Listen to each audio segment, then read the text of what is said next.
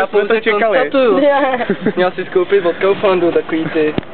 Jako vložky se nekupujou podle velikosti S, M a L, jako. Ty jak drásá tu vložku. Domino, pojď. Já to natáčím. Ježíš, vám to rovnou natáčí, tak to je nejlepší. To je akce Praha, fakt. Tak to jednou půlku... Hlavně, že to tam nedej tím lepkavým.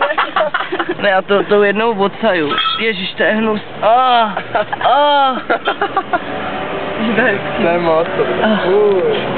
To je fakt humus, tak když porčuješ prase. Ty vole, to se mi nevěhrá dobře fotba. Ještě to máš pod tím palcem se utři. Ještě úplně nemáš na to Ty do toho hodil kemra. No jasně, tyjo. Tak jako co mám dělat, jak to mám umýt? Já mám vodu. No já mám taky vodu vlastně. No taky možná to pliveš. No protože jsem na to zapomněl. Teď si to dá do bagru, mu to někdo vytáhne z toho bagru. Co to tu máš? To víte, to je cukr. Já šla na plenéru, začal menstruovat. No tak Karčo, co to dělala s tou vložkou?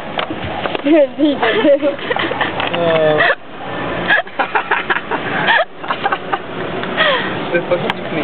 A ze spoda si to utře.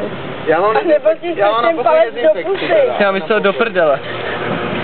Sliny léčej.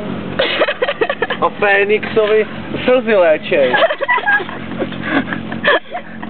To je taková prdel, jako když to dáš vaří. No ale hlavně když vaří to máš, viď? Nebo Líša. Jako počkej, když vaří tady dáš, tak to dělá nohama, nebo co?